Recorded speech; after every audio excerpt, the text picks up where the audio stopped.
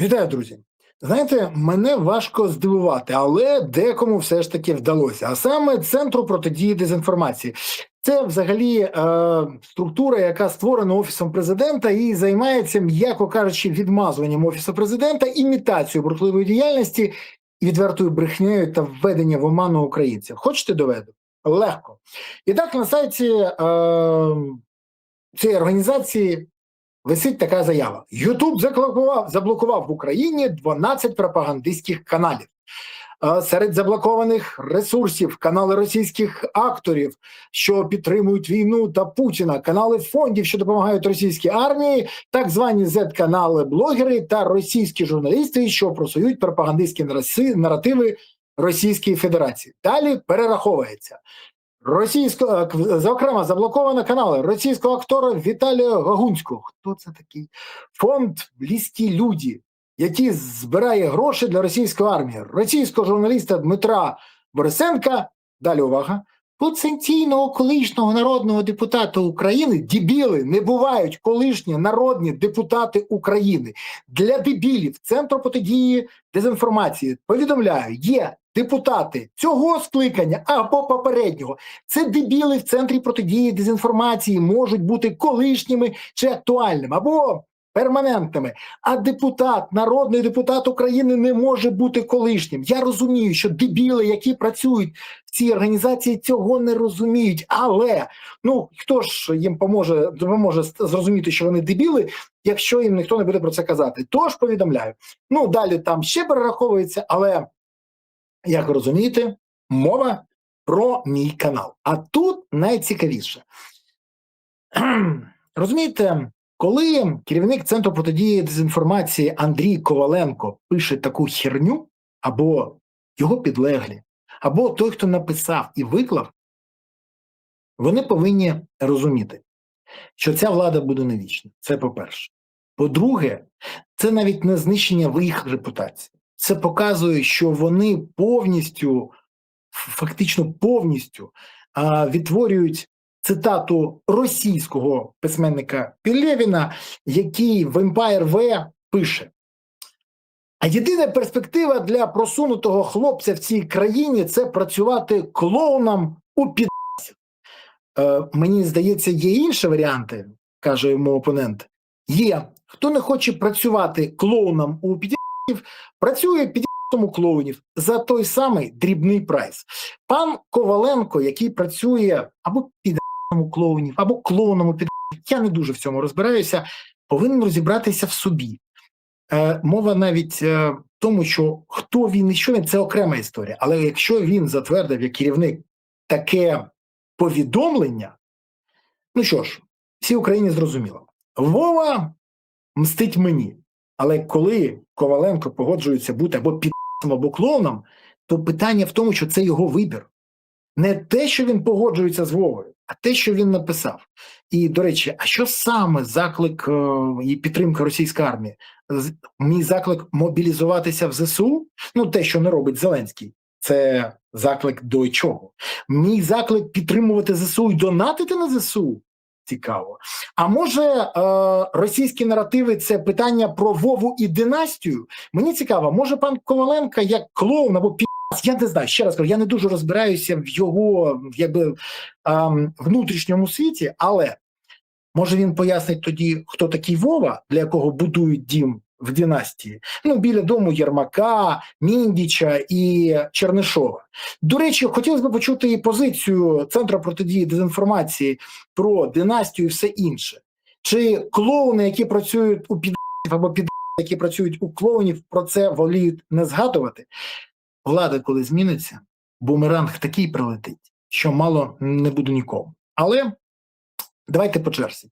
Я, до речі, дякую кожному, хто поширить це відео, пояснить, що треба його дивитися через VPN, і пояснить головне, що або ми протидіємо дезінформації з боку клоунів і всіх інших, або, на жаль, вони нас задавлять і проявлять в Україні все найгірше, що є від російських режимів. Поясню. У четвер у цей четвер під час ефіру з Юрієм Луценком мій канал на Ютубі був заблокований для перегляду на території України по заявці від РНБО і по команді Зеленського, бо для нього цей канал, він отут стоїть. Тоді Луценко казав, що треба зробити, щоб Україна перемогла. Казав не про те, щоб зустрітися посередині, не про те, щоб просити про зустріч з Путіним, не про те, щоб провести саміт миру, а про дії, які мають змінити ситуацію на користь Україні. Але схоже, що це сильно не сподобалося в Офісу президента. До речі, мені цікаво, а Коваленко не хоче сказати, травневі шашлики – це була дезінформація українців? Ну, чи ні?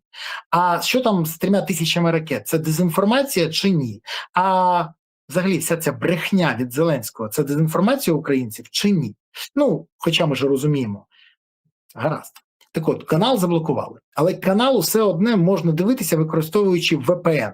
Програму, яка допомагає відкрити сайти та сервіси, які завдяки рішенням влади обмежені у нашому регіоні. Або заблоковані по команді з Офісу президента. До речі, через заборону дивитися канали та ресурси антикремлівських політиків і блогерів, цей VPN масово використовують у Росії. Схоже, що Володимир Зеленський, який почав використовувати практику Кремля та блокує проукраїнські ресурси, що критикують владу та вказують на корупцію, підштовхує українців до використання VPN як на Росії.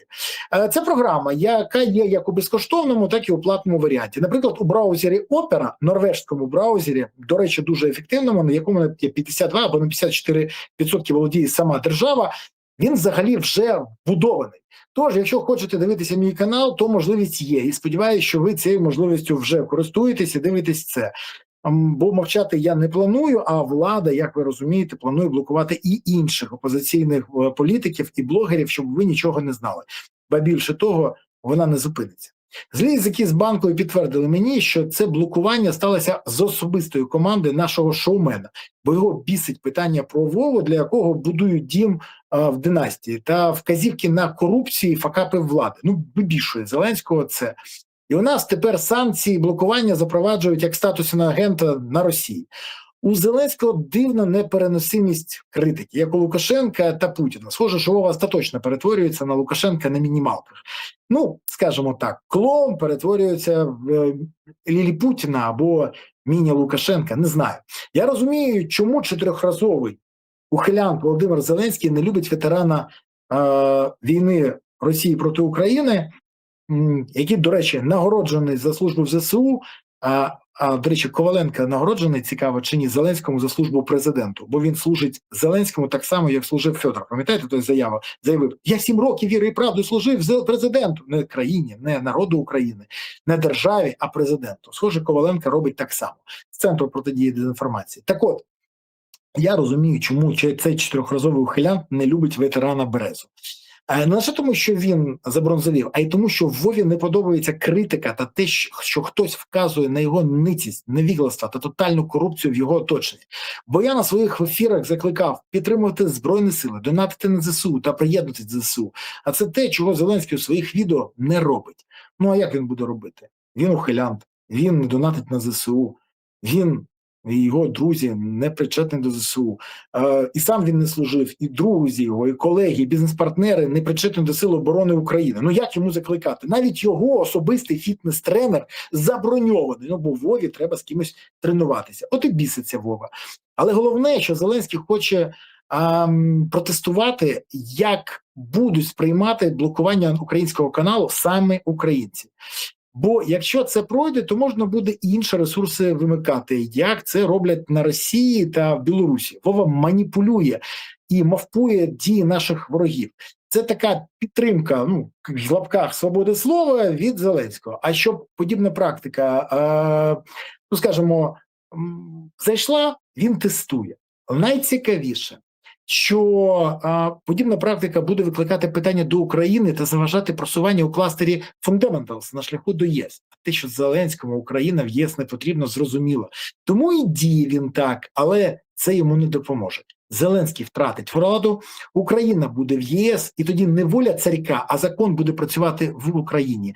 І тоді не будуть служити клоунам або клоуни А громадяни України будуть вимагати від української влади покарання всіх пристосуванців, посіпак і злочинців минулої влади. І для наступної влади це буде не викликом, зобов'язанням. Бо якщо цього не відбудеться, то думка про справедливість в Україні буде зруйнована.